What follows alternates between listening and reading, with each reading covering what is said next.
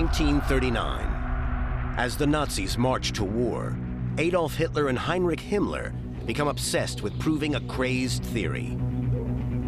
What they promoted was the idea of a superhuman Aryan master race. A special SS division searches the sacred sites of the world for evidence of Germany's alleged Aryan heritage.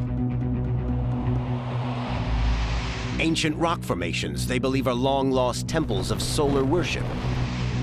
Forest groves where they believe a sacred tree was once worshipped. And temples in Tibet where they think an Aryan super race founded Buddhism thousands of years before. Pretty much everywhere that Indiana Jones had gone to encounter Nazi hoodlums, there the Nazis really had gone themselves. By hijacking these sacred sites, the Nazis are attempting to justify an ideology that will have horrific consequences for the lives of millions.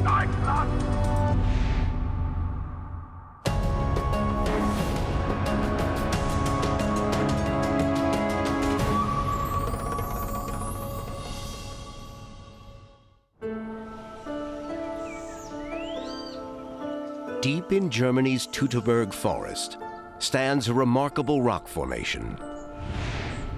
Consisting of 5 massive sandstone pillars, it is known as the Externsteine.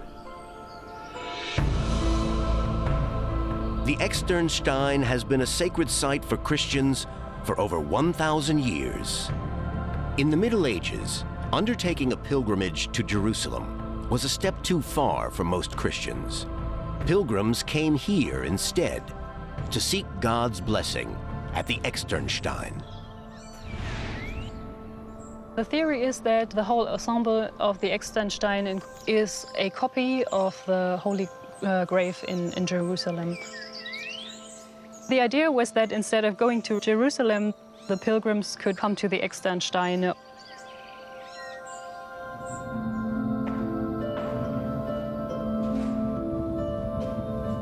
Medieval Christian monks dug grottos into the limestone rocks.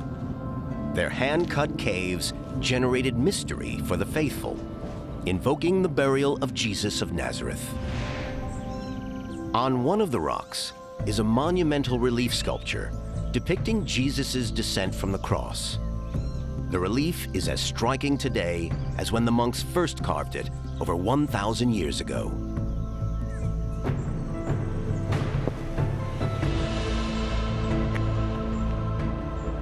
Far above, on what is known as the Tower Rock, is another extraordinary feature, an ancient Christian sky chapel.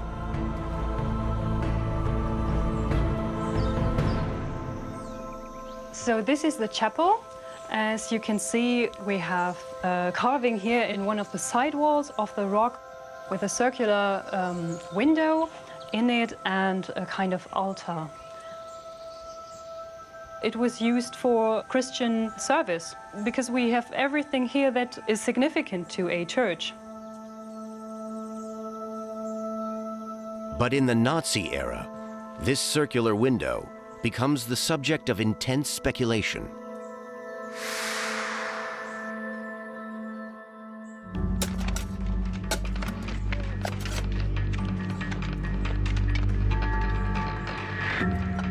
When amateur archaeologist Wilhelm Teut examines the Externsteine in the 1920s, he becomes convinced that it will prove a highly controversial theory. Teut's theory is that thousands of years before the Christian age, the Externsteine was used as a sacred site by a highly sophisticated race of Germans. Many contemporary archaeologists, however, were dubious about the theory. Teut was regarded by his contemporaries to be a madman. Teut discovers that the sky chapel's window is aligned precisely to the summer solstice. He becomes convinced that this could only have been achieved by an Aryan super race. What is important to realize is that after the First World War, ideas that nowadays would seem rather bizarre to us gained traction at the time.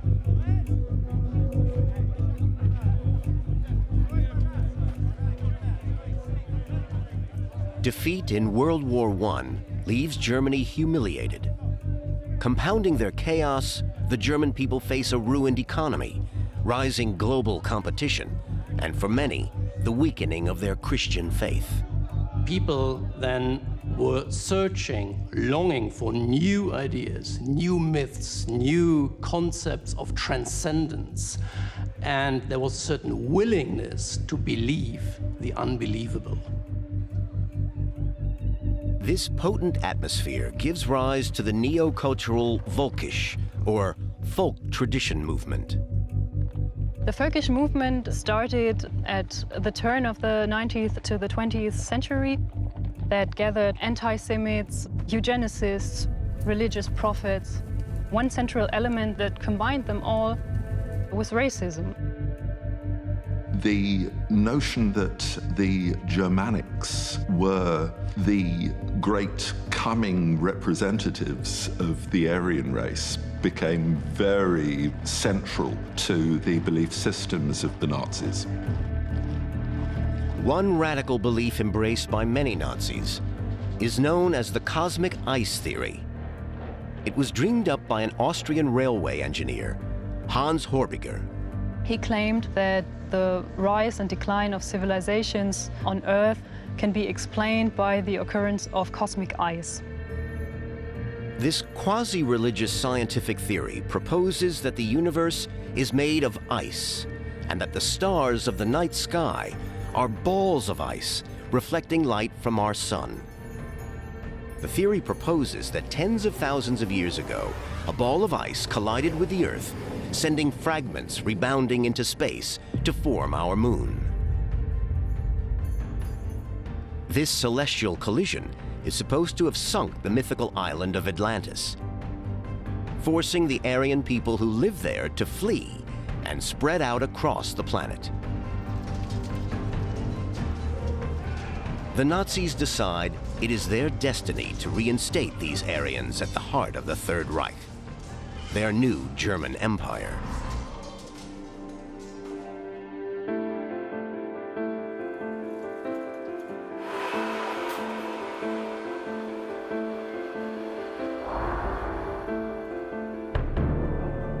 In the heart of Bremen, in northern Germany, stands an extraordinary building. Completed in 1931, Haus Atlantis was designed as an institute for the study of Atlantis and the Aryan superrace.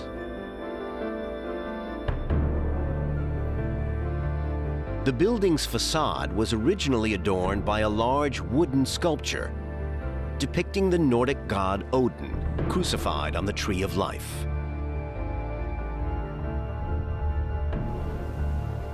Inside Haus Atlantis, an astonishing stairwell, built of glass and steel. It may evoke the Aryan exodus from Atlantis.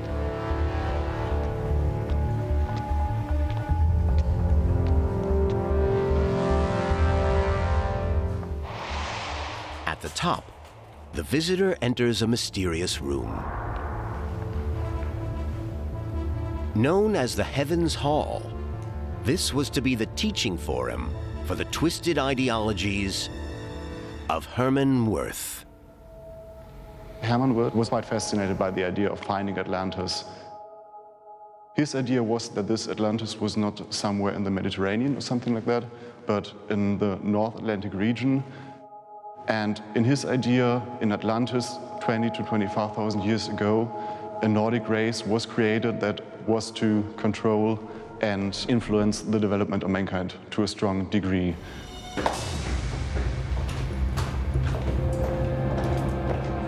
Soon, the highest echelons in Germany are paying attention to Wirth's bizarre pseudo-history.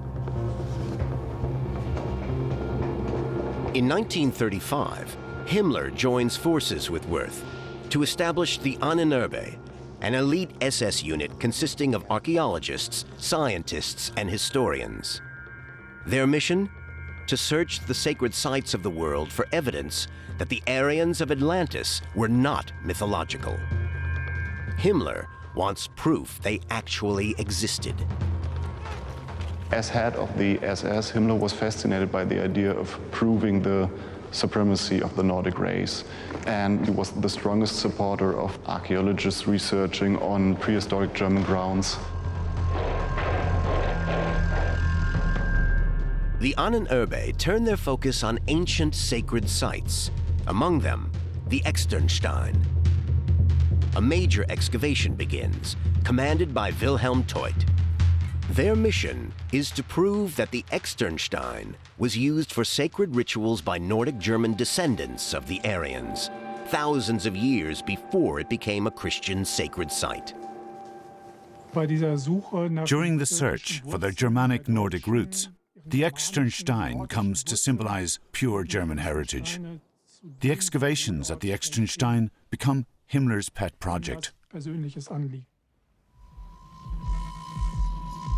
Meanwhile, Himmler sends Ahnenerbe teams across the world to hunt for proof of the German people's Aryan origins.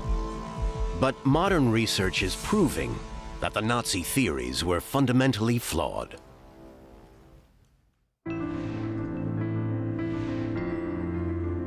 Bohuslän, on Sweden's western coast. Situated under a carpet of forest spread over 600 acres and hundreds of rock slabs, this ancient sacred site is home to the earliest recorded rock art in Nordic Scandinavia. Over thousands of years, the geological movements of the Earth's crust have changed this landscape. When these petroglyphs were first carved, they were right beside the sea. The land has moved so much that these sacred artworks are now many kilometers inland.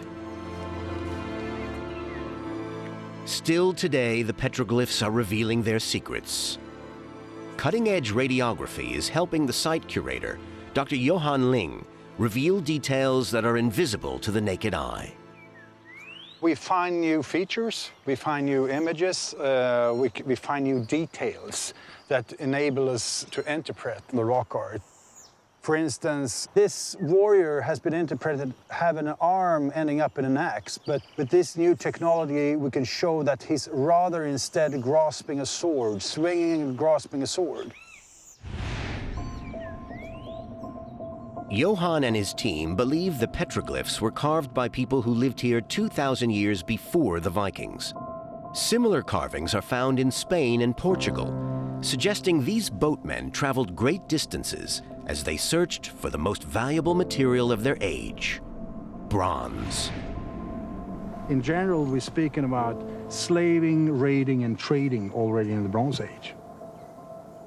Among the boats and warriors are other strange symbols, including reindeer and discs that may be planets or suns. They have probably a meaning connected to eschatology, to the life after this. Ancient cultures have not only one level of understanding in depicting something. There are several levels of understanding. In Neolithic times, reindeer, whose antlers fall off each year and then regrow, represented the resurrection of the soul. The boats are thought to carry the soul into the afterlife. They also have an important meaning in terms of cosmology. There are ideas that you connect the boats with the journey of the sun, so to speak. So there are two levels, a level having to do with practical things and a level having to do with ideological things of cosmology, of human ideas about life and so on. And this is very, very important, but it's difficult to decode. SS Reichsfuhrer Heinrich Himmler is convinced the mysteries of Bohuslän can be unlocked. And in 1936, he invites Hermann Wirth to lead an SS Ahnenerbe expedition to Sweden to examine the petroglyphs.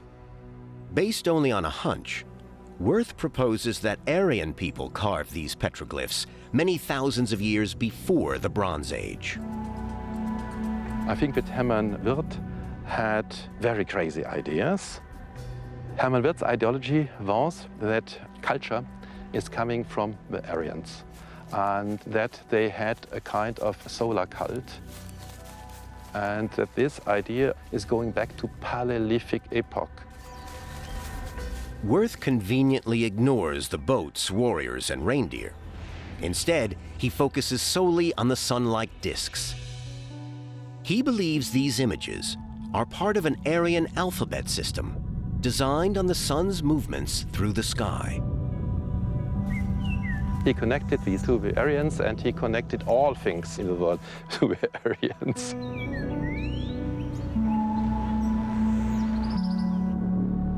Wirth makes casts of the carvings and sends them to Germany as evidence for the existence of the Aryan race.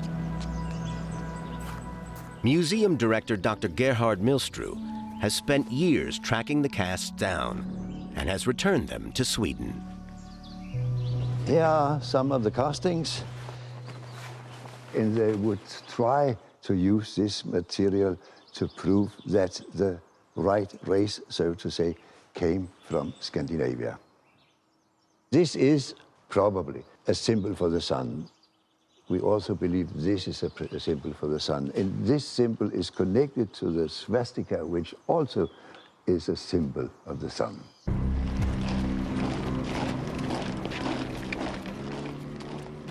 Adolf Hitler had swept to power under the banner of the swastika. The swastika's design is based on an ancient spiritual symbol used for more than 3,000 years in places as far afield as Tibet, Ethiopia, and Nordic Scandinavia. Wirth and the SS Ahnenerbe became convinced that the carvings in Bohuslän included an early version of the swastika. But if Wirth was right about the Aryan connection, the carvings would need to be at least 12,000 years old and be the work of a highly sophisticated people who once lived here. Modern carbon dating and science, however, have now accurately dated the petroglyphs. All scholars are convinced they are from the Bronze Age. They are no more than 3,000 years old. Wirth was wrong with his dating, several thousand years. They are from the Bronze Age, there's no doubt about that. We speak about 1700 to 500 BC. Germany, 1930s. Adolf Hitler and Heinrich Himmler are convinced that 20,000 years ago, mythological Aryans really once existed. These Aryans were said to have mastered the sciences and founded great civilizations across the world, including ancient Egypt. Desperate to prove this wild theory, the Nazis searched the world for evidence.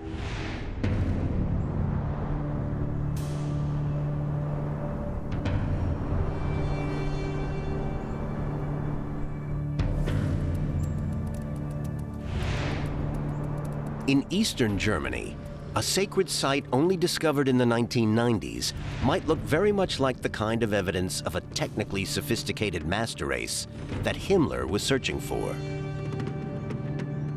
Built 7,000 years ago, Gossik Circle is the oldest celestially aligned temple in the world. 2,000 years before the pyramids of Giza, Gossik functioned as a solar-aligned sacred site. The structure consists of 3 concentric circles. 2 entrances of the Gossik complex align precisely to sunrise and sunset on the winter solstice. The leaders know where the sun is rising up, the exact points, they know the calendars, they know all the things to manage time, and so they had power. Cultural astronomer Dr. Michael Rappengluck has studied the solar alignments at Gossik. Though its builders understood the movements of the sun sufficiently to align to the solstice, that was the limit of their knowledge. A similar awareness of solar alignments can be found in prehistoric stone tombs throughout Europe. But something else turned up at Gossik. A headless human skeleton was found buried near a portal. It suggests that 7,000 years ago, human sacrifice was practiced here. The human is the most significant sacrifice humans can give to nature. For Neolithic people, human sacrifice is seen as necessary in times of exceptional crisis, such as crop failure and war. They think that the cycles of nature, especially fertility cycles, can be ensured by doing such a sacrifice. Humans think that it is necessary to feed such a construction.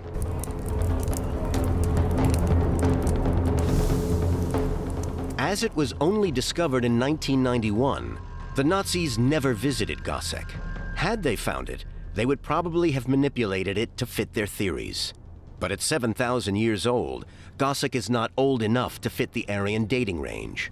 And though Gossec's scale is spectacular, it is built of mud and wood, hardly evidence of a technically superior culture that the Nazis were searching for. Even so, in the late 1930s, Himmler's work continued unabated. At the Externsteine, his team imagines they have found the proof they are searching for, evidence that a sacred tree trunk, the most sacred device of the ancient Germans, once stood at the Externsteine.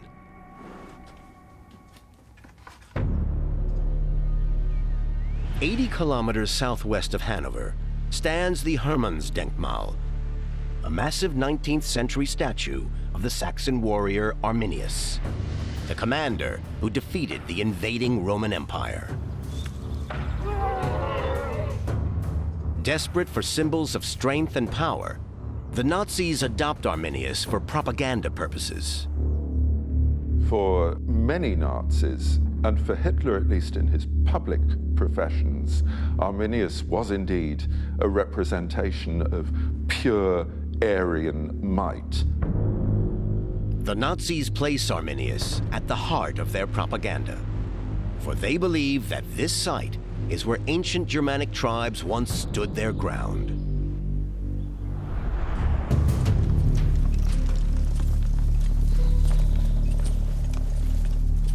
(9 AD), a massive Roman army marches north to the Teutoburg forest to suppress the Germanic Saxon tribes. The Germanic chief, Arminius, has been an officer in the Roman army. Now he will use his knowledge of Roman tactics against them.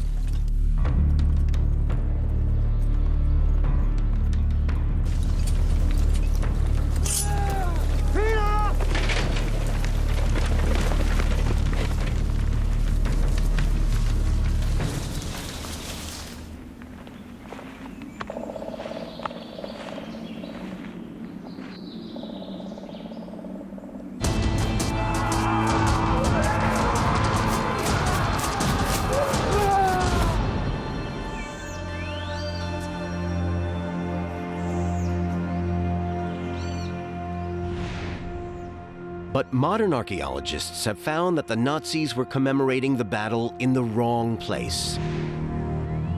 The battle site is actually located 160 kilometers north, here in Kalkriese.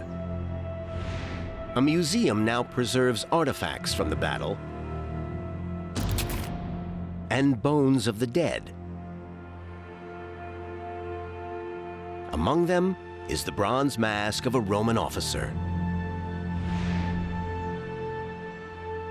This field of war would have far-reaching consequences for the Germanic tribes of Northern Europe. The Germans used this area because it's a very difficult and narrow area. It's like a fish trap. They were skilled, but they were trained for another kind of battle.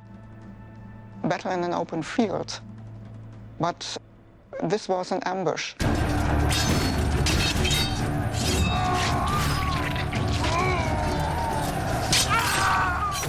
Arminius destroyed upwards of a quarter of the military might of the Roman Empire.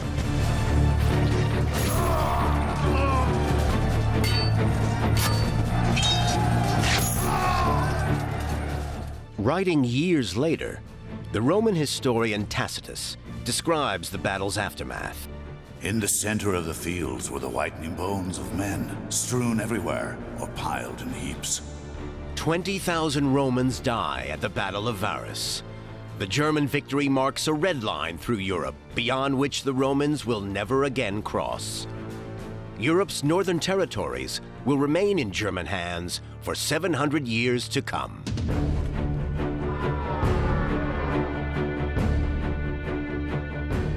Arminius's victory is seized upon by the Nazis as proof of their ancient power. The first German national state was only established in 1871. So the Germans were strongly looking for their own national myth and for those folkish-motivated researchers or scholars who were actually trying to trace a line from an early, however called, Nordic Aryan race to modern-day Germany. They would have needed a link in the middle, which would have been the Germanic tribes having some sort of feeling of belonging together.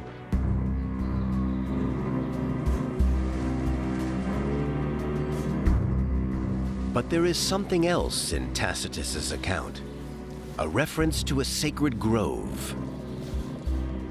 After the battle, some of the Roman soldiers were clearly sacrificed in the sacred groves. Tacitus talks a lot about the sacred groves of Germanic religion. However, he speaks very much in terms of them as specific sacred sites. The grove is the center of their whole religion. It is the cradle of the race.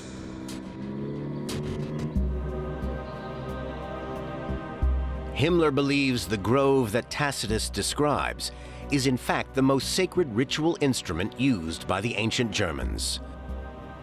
A sacred tree trunk known as the Irminsul.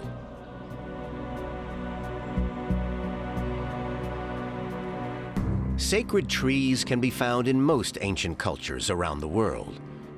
Native Americans have totem poles. The Irish have sacred oaks. What particularly fascinates Himmler, though, is that the Irminsul may connect the ancient Germans back to the Aryans of Nordic mythology. In Norse mythology, Odin, of course, hangs himself on the world tree Yggdrasil. That's one of the central myths about Odin. And it's quite possible that Irminsul would have represented this tree. Even the name Irminsul seemed to confirm this theory. It's clearly composed of two different words, Irmin and Sul. Sul is easy, that means pillar. And Irmin, that in Old Norse, is used as an epithet for Odin. Finding the archaeological evidence of the existence of one of these sacred tree trunks, or Irminsuls, becomes a priority for the SS Ahnenerbe. As they excavate the Externsteine, Wilhelm Teut believes he has found a vital piece of evidence. On the carving of Jesus' descent from the cross is a curiously shaped structure. There's a very strange, bent object, a little bit like a stool, but it's the wrong shape. Teut is convinced this bent object is a representation of an Irminsul. This becomes Teut's big idea. He says, this image, this is the Irminsul. While even today no one knows for sure what an Irminsul actually looked like, Teut becomes convinced that the image in the carving depicts a sacred tree trunk. He believes it proves that an Irminsul once stood at the Externsteine. But what had become of it? And why would an Irminsul be bending before Jesus on the cross?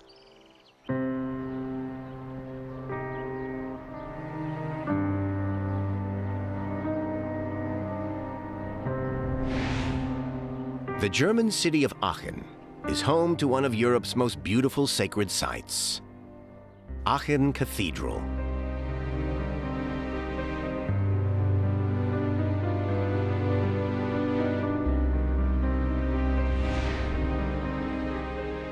Built in the final decade of the 8th century, around the magnificent Carolingian octagon, it is a celebrated architectural masterpiece.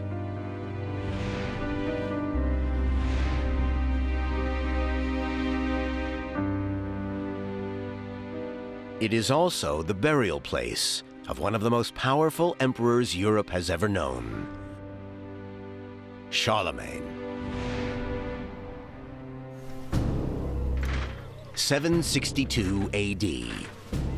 Charlemagne chooses Aachen as his front line. For 700 years, the Germans have ruled vast areas of northern Europe.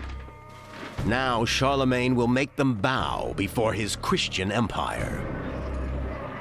His first act, according to Frankish chronicles, is to seek and destroy the most sacred Irminsul in Germany.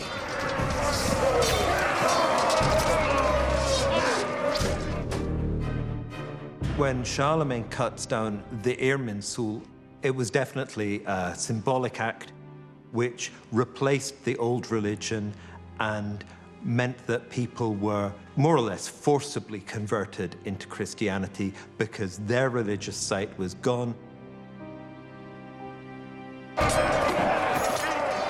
But the loss of the Irminsul makes little difference. And unbowed, the Germanic tribes fight on.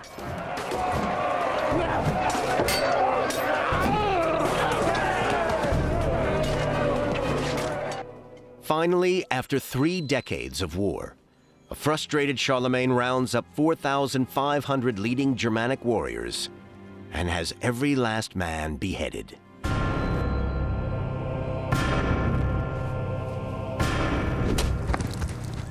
For many Nazis, Charlemagne was the butcher of Saxons.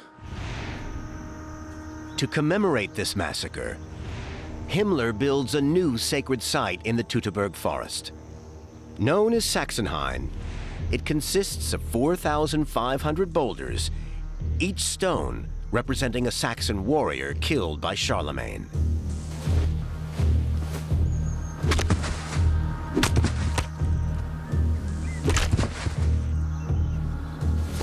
In 1934, local peasants were instructed each to bring a standing stone to the site. 4,500 were duly brought to it. And Himmler declared that this, after all, was sacred space, since wherever German blood was spilled on German soil, that soil was sacralized. The henge was vast. You could drop several football fields into the area. The landscape designer went on to design concentration camps in Poland. Charlemagne's massacre brings the rule of the German tribes in northern Europe to an end.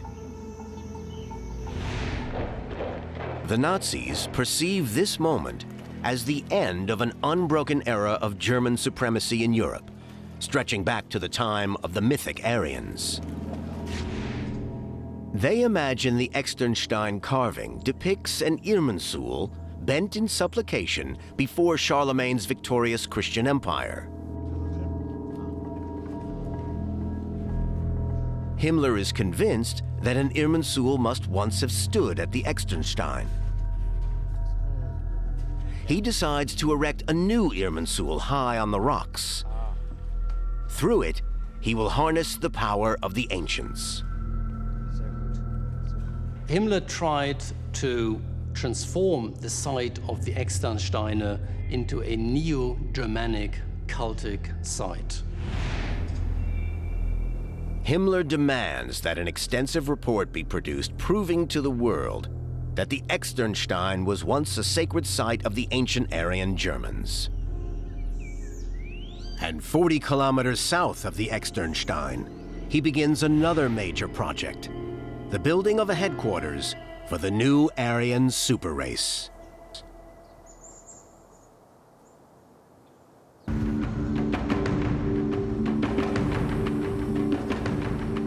In the Teutoburg forest in central Germany stands an extraordinary castle.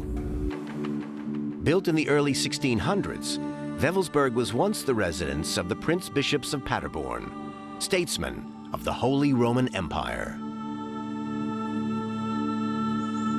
Wewelsburg is within 40 kilometers of both the Externsteine and the Hermannsdenkmal, Connecting these locations creates a triangle, a sacred symbol for mastermind of the Holocaust and the Nazi concentration camps, Heinrich Himmler. In the late 1930s, Himmler decides that Wewelsburg is to be the apex of the new Aryan Empire.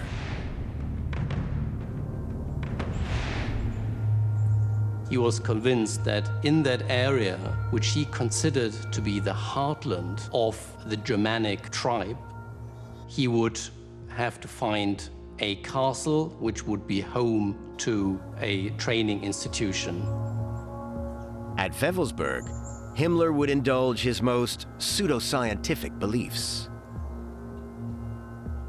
With a fund equivalent to 120 million of today's US dollars, Himmler sets about converting the castle. The work will be done by Slavic prisoners in a dedicated concentration camp built on the outskirts of the village.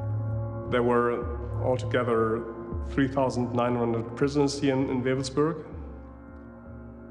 Of these prisoners, 1,229 died by the conditions of forced labors, by direct killings by the SS men.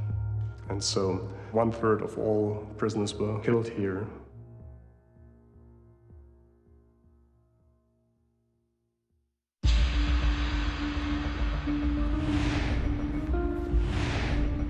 Though it remains unclear what exactly Himmler planned for Wewelsburg, many believe his ambitions were sinister.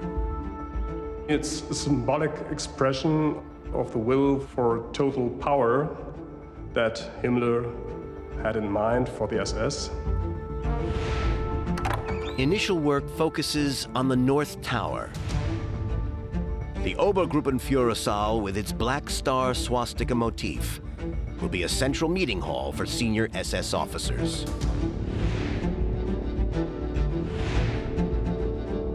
Below this hall, in the crypt, a gas flame will burn forever in a central pit. The skull rings and portraits of deceased SS officers will be on permanent display. The idea being that the senior SS officers would gather in the presence of past generations of SS officers, so that you had a generational transmission of wisdom, ideology, cultic practices. And that created the conflation between past, present, and the future,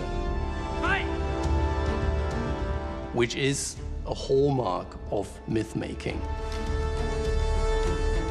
As work begins on Wewelsburg, the SS Ahnenerbe go to ever more extraordinary lengths to prove the Aryan connection.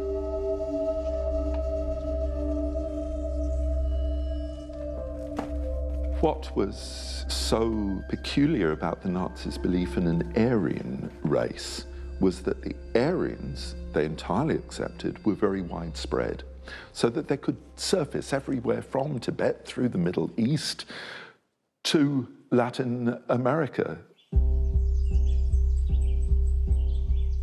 The Nazis believe that after escaping Atlantis, one group of Aryans traveled to Asia and founded new cultures.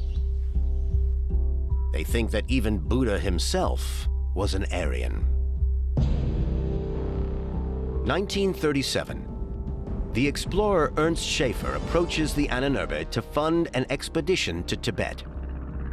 Himmler grants Schaefer the money on condition that he searches Tibet for the Aryan root race, blue-eyed people with blonde hair. Here we really do get into Indiana Jones territory. In Tibet, Schaefer meticulously records Tibetan culture and measures the people's physical features. Despite finding no proof of any kind, the expedition concludes that the highest castes of Tibetan society are descended from Aryan roots. We faked it. We faked objects. For example, there had been a small statue of Buddha with a swastika on it. And it turned out it is a fake.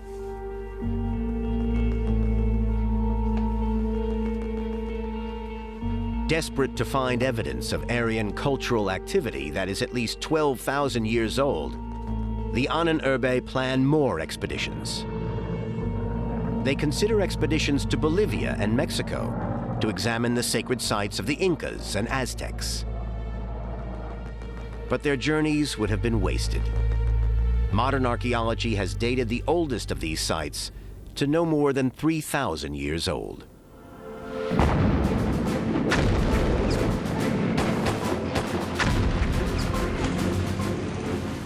September 1939.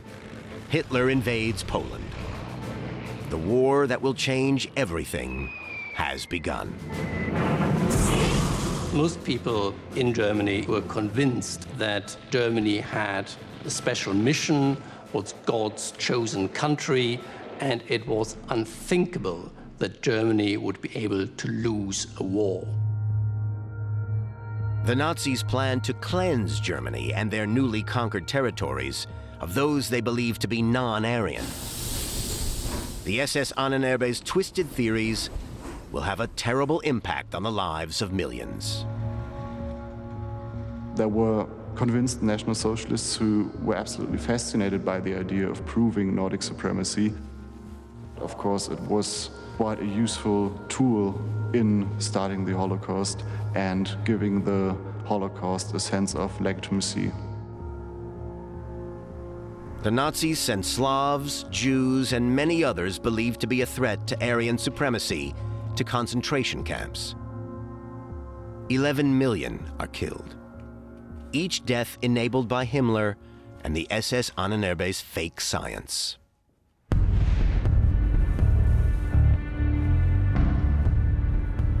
As the war rages, Wewelsburg nears completion. The son of a concentration camp survivor has recently donated an architectural schematic to the Wewelsburg Museum. It reveals the scale of Himmler's plan. Yeah, the castle is this triangle building here, right in the center. The plan reveals that Himmler intended to demolish the entire town of Wewelsburg. In its place, he would build an enormous complex of triangular and circular buildings with the existing castle as its apex. When you imagine this Obergruppenführer standing in the center of this whole compound, you can imagine that they would have had an impression of standing in the center, a symbolic expression that they are in the center of power. Himmler saw his SS in the succession of the medieval knights' orders, the elite of the medieval German society in a way. Despite their pseudoscience, the expenditure of vast sums and the efforts of some of Germany's most capable minds, the SS Ahnenerbe found no hard evidence that the mythological Aryans had ever existed. So much of Nazi ideology was built on this impossible idea, an idea that would soon reveal itself to be a lie.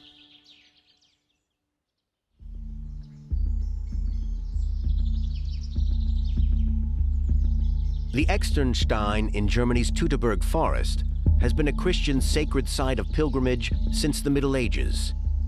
But in the final years of World War II, it becomes the focus of an extensive study by Wilhelm Teut and the Nazi archaeologists. Teut believes that if he can find evidence that an ancient Germanic people used the Externsteine for ritual practice centered around the sacred pillar called an Irminsul, it will prove that modern Germans are descended from the Aryans of Nordic mythology. But despite digging for 3 years, Teut finds nothing except a collection of rocks which he claims are the remains of a sacred altar. They were basically just boulders, you know, that they were piecing together, saying it was a holy stone table. So you can see that they were desperately trying to find something that they could label Germanic. And so they began creating alternative facts, inventing proof. Beweise zu konstruieren. Modern studies of the Externsteine have confirmed that no major ritualistic practice was conducted here prior to the Christian era. There had been some radiocarbon dates, and they are going to the Middle Ages. So it is not very old. There was no archaeological evidence of occupation for almost the entirety of the first millennium, and nothing pre-Christian. But what of the bent icon in the middle of the carving of Jesus' descent from the cross? Wilhelm Teut had claimed this was an Irminsul, the sacred ritual device of the ancient Saxons. This idea really came out of nowhere. It's one of the things that Wilhelm Teut really genuinely was making up. The image in the descent from the cross is generally accepted to be a bent palm tree. It represents perhaps nature's sadness at Christ's death. There was no Irminsul here at the Externsteine. It's a modern myth. The very idea of an Aryan race ever having existed is itself fundamentally flawed. Himmler and the Ahnenerbe were confusing Nordic mythology with the ethno-linguistic classification term Indo-Aryan. The Indo-Aryan language group consists of languages including Sanskrit, Arabic, and Romani, which have spread through the Near East during the last 3 millennia. The notion of an Indo-Aryan race and an ancient race of Atlantis has no foundation in fact whatsoever. It was fabricated. As for the solar-aligned window in the Externsteine Sky Chapel, which Teut argued was proof of solar worship many thousands of years ago, experts point out that nearly all Christian churches have a similar window above the altar facing east towards the rising sun. The ideas of Teut, Himmler, and all the others turned out to be Völkisch fantasies. Himmler had commissioned a special report on the sacred site of the Externsteine. This report was supposed to prove to the world that Germans were descended from a Nordic Aryan super race. Historian Roland Lind is among the few people to have read the report in full. He found it devoid of any verifiable scientific proof. The Externsteine is an example of the scientific misuse of ideological ideas. Teut even said himself that he did not care about scientific proof or evidence. And when science failed to prove things, he was happy to carry on regardless. When it was completed, Himmler had the report suppressed because it had failed completely to prove the existence of ancient Germanic rituals at the Externsteine. And after the war, it was revealed that many Ahnenerbe academics had been under duress while writing the report. They invented the lot. 1941. America joins the war effort. And for the next 4 years, the Allies battle to stop the Nazi march. By the time the Nazis are conclusively defeated in 1945, over 50 million people will have lost their lives. Nazi ideology will be completely discredited. And yet, we must remain wary, even today, of how extreme ideologies can sometimes be accepted by masses of people. Völkisch ideas from the beginning on were racist, were anti-modern, yet they were presented in a form that sounded quite appealing to a lot of people 100 years ago. These ideas might present a vision of, let's say, a past world that sounds much more appealing and interesting to some people, especially in times of economic crisis or other difficult circumstances. So these Völkisch ideas have been pretty dangerous, and they will still stay pretty dangerous in the future.